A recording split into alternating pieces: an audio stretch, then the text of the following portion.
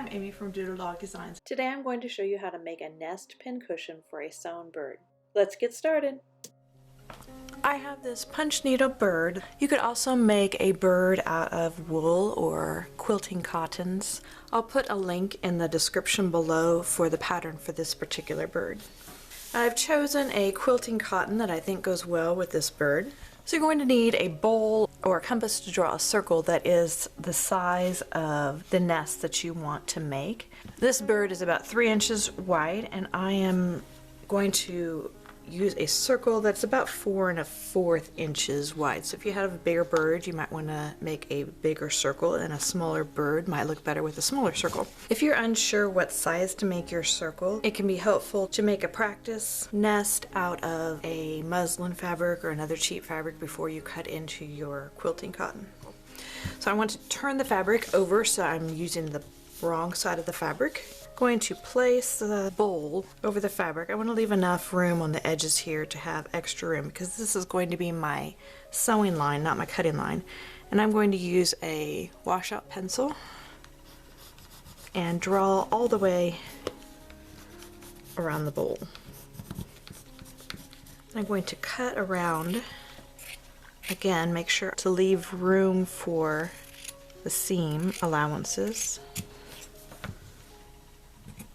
And then I'm going to place this square on the fabric and cut another square the same size. And I did this where the right sides are together, and that way it will be just perfect and the right size when I want to sew the two pieces together. So then I'm going to pin it together, right sides together.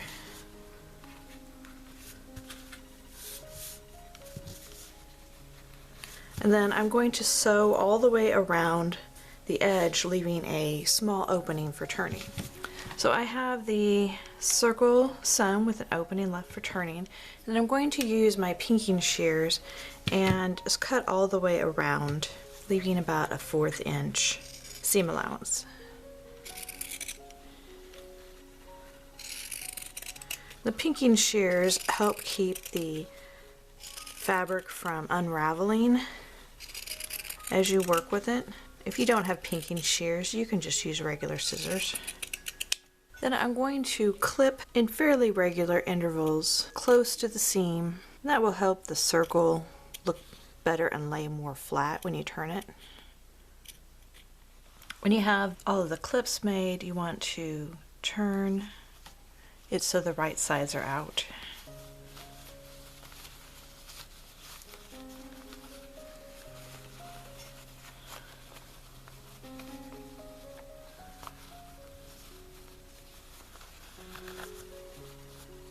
Then it's a good idea to go ahead and press the seam. After the seams have been pressed, the next step is to stuff it. People used to fill their pincushions with sawdust or scrap pieces of cotton or wool or really whatever they had on hand. And sometimes people today use crushed walnut shells. Today I'm going to just use polyfill. It's readily available and an easy product to use. Now you don't want it stuffed super full, just enough to give it some substance. And you do want the stuffing to be a little bit thicker around the edges than it is in the middle. I have it stuffed the way I like it, so now I'm going to take a needle and thread and sew the opening closed.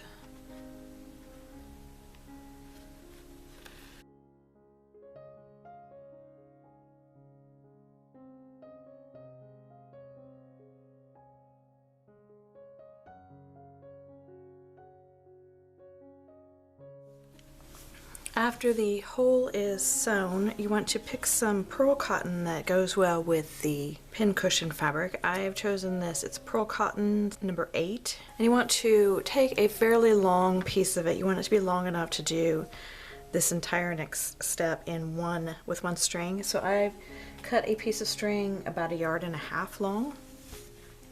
And you want to find the center of the pincushion and poke the needle through the center on either side, and then poke it through the center of the other side.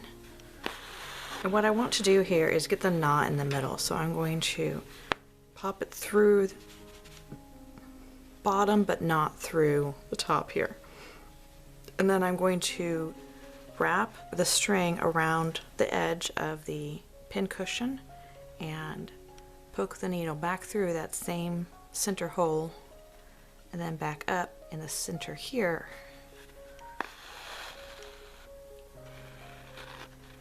And pull that snug. You could do this in as many sections as you want. It kind of depends on the size. This is a good idea to kind of decide how many sections you're going to want to do. I think 4 would be good for this size of pincushion.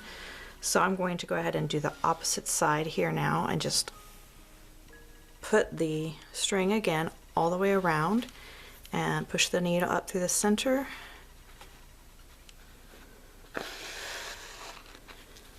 And get it where I want it to be and pull that snug, and then I'm going to do the same thing on the sides here. Now if you decide to do an odd number, you don't have to get them perfectly arranged the first time. They're all going through the center, so you can move them around as you need to if you don't get them in exactly the right place.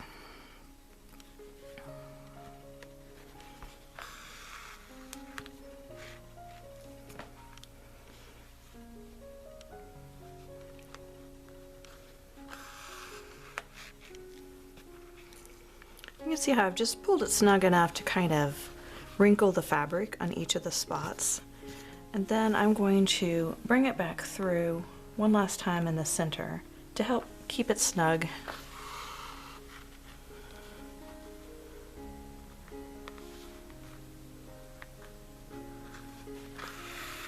And then I'm going to tie it off.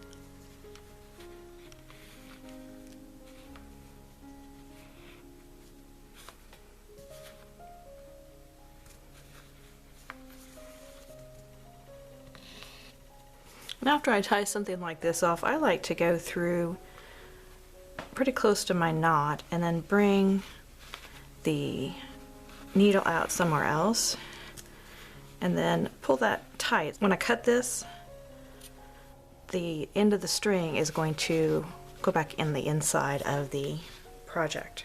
The blue bird fits in there nicely. So the next step is to sew the bird to the nest. So I'm going to use just a regular thread, and I'm going to do like I did before, where I'm going to start from the bottom and pop that knot through the bottom layer of fabric, but not through the top. Then I'm going to just stitch this onto there like I like it. Just catch the bottom of the bird.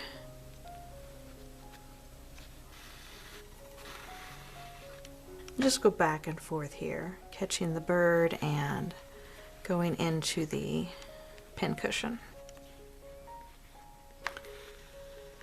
When I'm on the underside, I just want to make sure that I go back in pretty close to where I come out so that I don't leave big loopy strings down here. Once you get the bird secure, I'm just going to tie it off like I did before.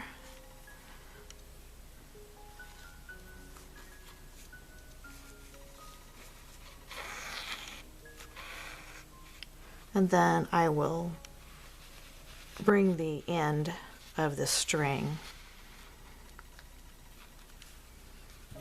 to the inside of the pincushion. If you make a needle punch bird, you want to be careful not to use the needle punch part for your pincushion.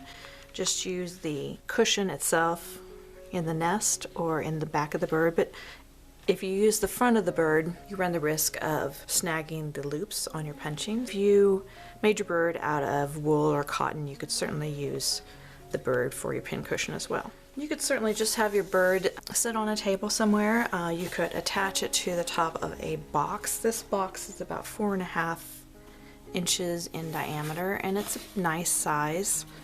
I could paint this box and use it as a base for the pincushion and just glue it on. Or you could get a metal pincushion base. You can find new ones on Etsy. Some shops carry them. I also have these wooden clamps that are in my Etsy shop that are handmade that you could attach the pincushion to and then clamp this onto your table. My husband does blacksmithing and he made this for me. And I think that's what I'm going to do. I'm going to just attach that to the clamp and then I can clamp this onto a table and use it. I hope you enjoyed this video. Be sure to click the like button and subscribe below. I'll see you next time. Bye.